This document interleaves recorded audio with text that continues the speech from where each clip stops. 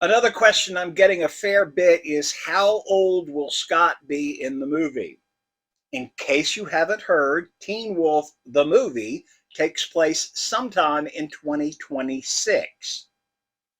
Canonically, season one of the Teen Wolf TV show started in January 2011 with the Wolf Moon of that year and the start of winter session at Beacon Hills High School. Remember, so long as you stay strong, we won't have to kill a 16-year-old boy. So Scott is 16 years old in the winter of 2011. He therefore should be 31 in the movie. But as you might expect, in keeping with the fact that Teen Wolf can't tell time, nobody seems certain about how old he actually is in the movie. When we first started, he was 15, I was 18, and now he's like 55, and I'm 30. Scott is 33, I think, in the movie. 31. Guys, the number you're looking for is 31. And because people inevitably want to know about Derek's age, and it is a huge sore spot with a sizable portion of the fandom, Derek should be around 40 in the movie. I say around 40 because his specific age is not a canonical fact. The records would be over 10 years old. I just need to look over a couple files. So we know from that Derek was in high school with Paige more than 10 years before 2011. But that is a lot of wiggle room. So he would have been around 25 when we met him, and around 40 is as close as we can say for the movie based on all the information we have from the TV show. I know I'm repeating myself, but I keep getting questions about Scott's true alpha powers. Scott has no true alpha powers because true alpha is not a status. It only describes a method of achieving the regular alpha status. Let me repeat that. True alpha is a method. It is not a special status. In the Teen Wolf universe, most either inherit an alpha spark or steal it. But there's a third way to get one. It's rare. It's something that doesn't happen within 100 years, but every once in a while, a beta can become an alpha without having to steal or take that power. They call it a true alpha.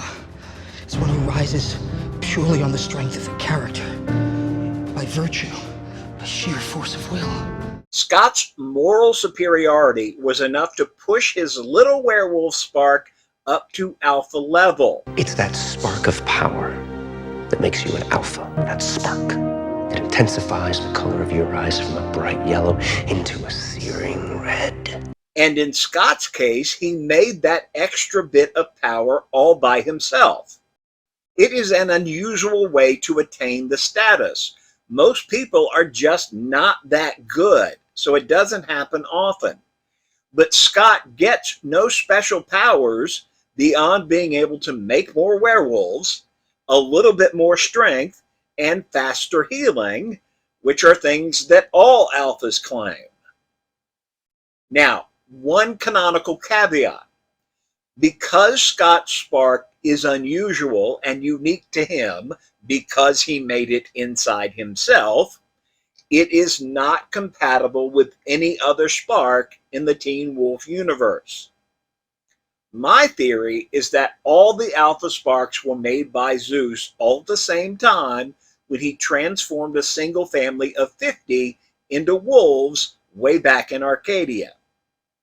All werewolves in the world today are linked to that divine lightning, and all alpha werewolves in the world today, except Scott, got their little bit extra from that original Zeus spark. Scott's extra didn't come from Zeus. He made it himself. So his alpha bits are not compatible with any of the other werewolves. A regular beta or omega werewolf could try to steal Scott's spark, but they wouldn't be able to keep it because it's simply not compatible with the spark they already have. It would not stick with the new host. The exception to that is that anyone Scott shared his spark with in the current universe, that's just Hayden and Liam, could take his alpha spark because they're the only ones fully compatible with it, because they were made from that specific spark. Okay, y'all, what follows is a spoiler for the Teen Wolf movie. It's from the trailer that was released at Comic-Con, so it's out there. But if you're avoiding spoilers, you have 3 seconds to ditch this video. 3, 2, 1. This tiny sliver of a scene and my analysis of it suggesting that it looks like Scott is taking someone's pain and that it reminded me of when Derek did this for Cora prompted a lot of people to ask if Scott could lose his alpha spark by transference like Derek did in the healing process. The answer is yes, he could. Will it happen? I don't know. But it certainly could because the transference of energy does flow both ways, as Deucalion described back in season 5. Feel that, Theo? That's the secret to taking power. Take their pain, take their life, take their power. It's all or nothing. You take till there's nothing more to give. That's where you find the spark of power. And then you take that as well. If Scott dies, what happens to his spark? Now, we're into the realm of theory here because we have no canonical information about how inheritance works. We know you can inherit the spark, but there's absolutely nothing to tell us the mechanics of how that would work. I believe when an alpha dies by human hands or natural causes, the spark leaves the body and attaches itself to the strongest familial link. That is, it looks for the strongest of the little sparks that that particular alpha shared with a beta or offspring. That is my theory. How does it get to them? I don't know. But we do know the telluric currents carry electricity, and an alpha spark is basically just divine electricity. So it could carry a spark until it reaches someone. With Scott, we all assume that someone would be Liam. So now Liam is an alpha with Scott's special spark. But is that spark still special? I mean, my theory is it couldn't be stolen from Scott because it was incompatible with all the other sparks in the world. But now it's in Liam. Is it still special, or can it be stolen now that it's changed hands? I personally think it can be stolen. That's not canon, it's just my logic. My theory goes that Scott made the alpha portion of his spark himself, meaning it was completely unique to him. But once that spark transfers, it's just electricity. It would stick to Liam because it fits with his existing spark, but each werewolf changes their internal energy. They add to or damage their sparks, and that makes them very different in subtle ways. So the alpha spark Liam would now have isn't the same one that Scott gave up. I think all those internal changes will ultimately make the spark less unique and more vulnerable to be stolen by another werewolf. I still get this question a lot. My answer is Scott could never go beast mode like Peter in season 1 because Scott is a chill dude and doesn't want to cause harm. If you're a longtime viewer, you can just move on now because this is basically a rehash. Looking like this as a werewolf is a very bad thing because it means you have lost your mind. Only completely insane werewolves let their internal monster out to this extent.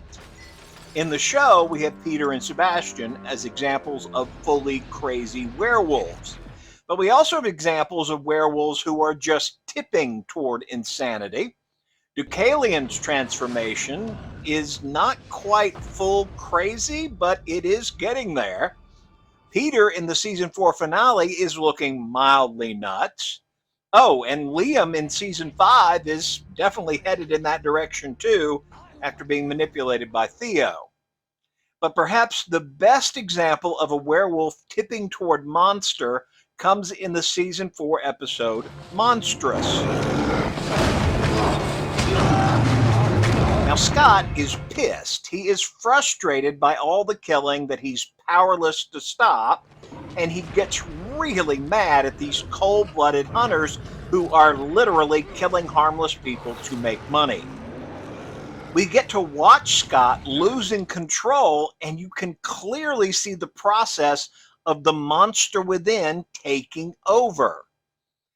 Now, this moment was an important learning experience for Scott. After reaching this point, he knew what it felt like and knew just how far he could push his strength without losing control. All that new knowledge and experience allowed him to do this just a few episodes later.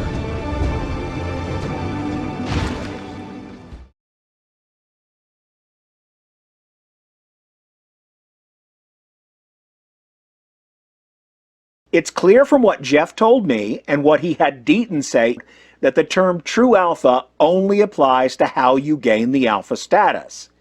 If it's just about how you get the status, why then would there be extra rules you have to follow to keep the status? I mean, you get it by being morally superior, but you don't lose it if your morals slip. But what about what Scott said that one time? Make it stop, or I'll kill you myself. I don't care what it does to the color of my eyes. Okay, this part is pretty simple to me. His eyes had just switched to red like a minute before this. He said the words, "I'm an alpha now," but nobody in this abandoned distillery or anywhere else in the Teen Wolf universe knew for sure what that actually means. So it's one of two things. Either Scott didn't know what he was talking about, or he was talking about the change to blue when you kill someone. Okay, it could be one of three things. The third being that this speech was actually longer at some point and got cut down to just these few lines, and some of the deeper context got lost. I say that because in earlier episodes, they spoke much more clearly on how killing would impact Scott becoming a true alpha. He wants a true alpha in his pack. He thinks it's you. I'm not an alpha. But you're well on your way, aren't you? Then what is he waiting for? What does he want me to do? He wants to make a killer out of you. That's what he does. But if I kill someone, I can't be a true alpha, right? Exactly. This may be where most of the confusion comes from on this topic. But it's very clear to me when Scott says, if I kill someone, I can't be a true alpha, he's talking about becoming a true alpha. He said this before it happened. Deucalion wants to possess a true alpha, but he also wants to destroy Scott's potential to become a true alpha by making Scott kill. If the obsessive can't have the object of his desire, he'll choose to destroy instead. You'll either willingly become part of his pack, or he'll make a killer out of you, destroying your potential to be a true alpha. Again, they're very careful to point out that a person who kills could never become a true alpha. That makes perfect sense because killing is always wrong. It might be unavoidable, but it's still wrong, and you cannot be a killer and still be morally superior enough to generate your own alpha spark. So you can't become a true alpha if you are a killer.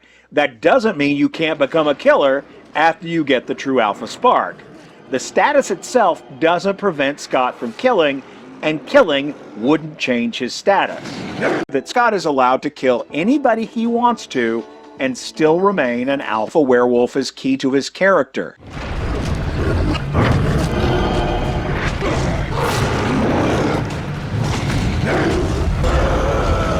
If this no-killing idea is real, it damages the character in kind of an irreparable way.